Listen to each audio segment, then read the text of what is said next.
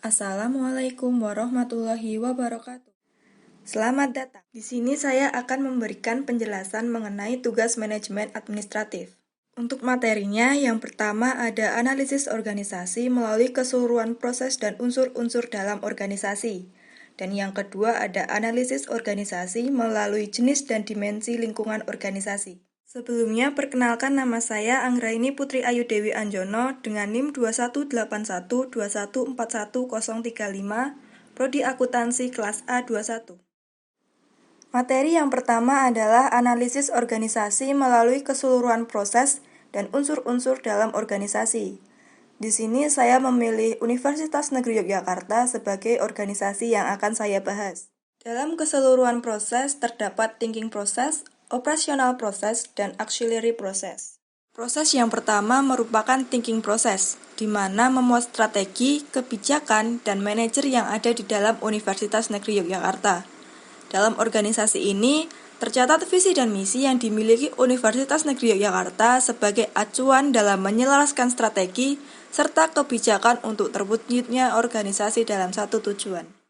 Visi dari Universitas Negeri Yogyakarta adalah menjadi universitas kependidikan unggul, kreatif dan inovatif, berlandaskan ketakwaan, kemandirian, dan kecendekiaan pada tahun 2025. Terdapat pula misi dari Universitas Negeri Yogyakarta yang pada dasarnya tidak lepas dari visinya, yaitu menjadikan manusia yang unggul, kreatif, dan inovatif berdasarkan pada ketakwaan, kemandirian, dan kecendekiaan. Yang selanjutnya ada operational process, di mana proses ini berkaitan langsung dengan pencapaian tujuan. Sebagai sebuah organisasi pendidikan, Universitas Negeri Yogyakarta menyediakan fasilitas untuk seluruh anggotanya, guna mendukung dan mendorong tercapainya tujuan bersama. Fasilitas-fasilitas ini tentu saja telah diberikan untuk mendorong kegiatan akademik maupun non-akademik sebagai wadah pengembangan diri anggota yang ada di Universitas Negeri Yogyakarta. Yang selanjutnya ada auxiliary process, yaitu pelayanan yang diberikan oleh organisasi. Universitas Negeri Yogyakarta sendiri telah memberikan pelayanan dengan terbentuknya lembaga atau badan dan unit pelaksanaan yang tujuannya untuk memudahkan dalam mencari informasi yang ada di Universitas Negeri Yogyakarta. Selanjutnya ada unsur-unsur yang terdapat dalam organisasi. Pada struktur organisasi Universitas Negeri Yogyakarta dipimpin oleh seorang rektor yang memiliki tugas memimpin perguruan tinggi untuk mencapai tujuan bersama seluruh anggota lainnya. Kemudian untuk wakil pemimpin ada wakil rektor dengan tugas membantu pemimpin dalam pencapaian tujuan. Kemudian ada dewan pengawas, tugasnya untuk menjalankan fungsi pengawasan atas nama rektor. Ada dewan pertimbangan yang bertugas melakukan telaahan, memberikan pertimbangan, dan merumuskan pendapat terhadap kebijakan rektor di bidang non-akademik. Yang selanjutnya adalah Senat Universitas yang tugasnya adalah merumuskan kebijakan akademik dan pengembangan universitas. Kemudian ada Satuan Pengawas Internal yang memiliki posisi di bawah dan bertanggung jawab kepada rektor, dengan tugas menjalankan fungsi pengawasan bidang non-akademik untuk dan atas nama rektor. Yang selanjutnya ada Biro Akademik Kemahasiswaan dan Kerjasama yang memiliki tugas memberikan pelayanan dan merupakan pusat informasi terkait akademik, kemahasiswaan, dan kerjasama dengan bantuan staf yang ada di bawahnya.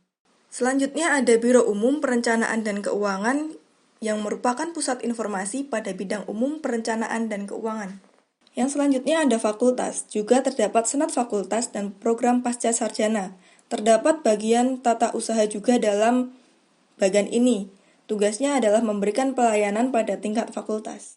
Selanjutnya adalah Lembaga Pengembangan dan Penjaminan Mutu Pendidikan, yang memiliki tugas menjadi institusi terkemuka dalam pengembangan, penjaminan, dan pengendalian mutu dalam pendidikan. Nah, dalam struktur organisasi Universitas Negeri Yogyakarta terdapat pula dosen dan mahasiswa yang memiliki tugas sebagai pengajar dan belajar untuk Universitas Negeri Yogyakarta mencapai tujuan bersama.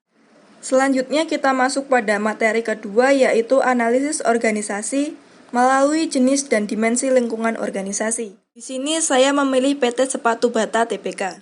Analisis yang pertama merupakan jenis lingkungannya. Terdapat bahan, PT Sepatu Bata Tbk menggunakan bahan kulit asli dan bahan-bahan yang berkualitas untuk memberikan kenyamanan kepada konsumen ketika menggunakan produk bata. Namun pada dasarnya ketersediaan bahan kulit ini sangat terbatas. Yang selanjutnya ada tenaga kerja. PT Sepatu Bata memotivasi karyawan untuk bekerja sesuai dengan posisi mereka masing-masing. PT Sepatu Bata juga menggunakan teknologi terkini guna mendapatkan efisien waktu dalam produksinya. Untuk kondisi ekonomi, kenaikan harga pada barang akan sangat mempengaruhi pengeluaran konsumen dalam membelanjakan uangnya untuk kebutuhan fashion. Para karyawan dengan motivasi ke perusahaan akan memberikan kesan baik kepada investor dan tentunya investor akan tertarik untuk menanam sahamnya pada PT Bata. Pada lingkungan keuangan, perusahaan ini memiliki standar kondisi keuangan di mana perusahaan harus mempertahankan keuangan pada titik yang telah PT Sepatu Bata tetapkan. Dalam hal pemasaran, PT Sepatu Bata memasarkan produknya di lebih dari 50 negara. Memiliki beragam produk juga membuat konsumen lebih tertarik untuk mengetahui lebih jauh produk yang diproduksi PT Sepatu Bata dan membelinya untuk koleksi dan pemenuhan fashion terkini. Dalam lingkungan teknologinya, PT Sepatu Bata menggunakan teknologi terbaik guna memberikan kontribusi baik di mata masyarakat, seperti mempermudah proses produksi, distribusi dengan menggunakan teknologi yang terintegrasi, fasilitas komputer guna mendesain produk, menyempurnakan, memberikan efisien waktu pengerjaan dan hemat pada biaya. Ini semua guna memaksimalkan dalam peningkatan persaingan industri. PT Sepatu Bata sendiri telah mendapatkan izin dari pemerintah untuk kegiatan impor dan ekspor guna memudahkan dalam pemasaran produk. Dengan lingkungan kebudayaannya, PT Sepatu Bata meningkatkan kemampuan dalam menciptakan produk sesuai dengan tingkat peminatan di berbagai negara. Dalam lingkungan industrinya, PT Sepatu Bata mempunyai desain produk yang relatif monoton yang dapat mengurangi minat konsumen. Sedangkan telah banyak perusahaan alas kaki lain yang menghadirkan desain baru dengan lebih banyak inovasi untuk kebutuhan fashion pelanggan. Selanjutnya adalah analisis dimensi lingkungan di mana berkaitan dengan kompleksitas dan stabilitas. Untuk analisis kompleksitasnya, dari analisis lingkungan di atas terdapat 9 elemen lingkungan yang mempengaruhi organisasi untuk dapat terus maju dan dapat berdiri di tengah persaingan yang semakin kuat. Elemen-elemen yang dijelaskan juga memberikan kepastian terhadap pelanggan yang ingin menggunakan produk yang telah dipasarkan. Stabilitasnya, kemajuan teknologi tentu sangat mempengaruhi produksi yang juga akan memberikan efek positif untuk perusahaan apabila benar dalam pelaksanaannya. PT Sepatu Bata sendiri telah membuktikan kemajuan teknologi telah berjalan baik untuk produktivitas hingga pemasaran produk. Nah, itu tadi adalah hasil dari tugas manajemen administratif yang telah saya kerjakan. Sekian yang dapat saya sampaikan. Apabila terdapat kesalahan, saya mohon maaf. Terima kasih untuk perhatiannya. Wabillahi taufiq wal hidayah. Wassalamualaikum warahmatullahi wabarakatuh.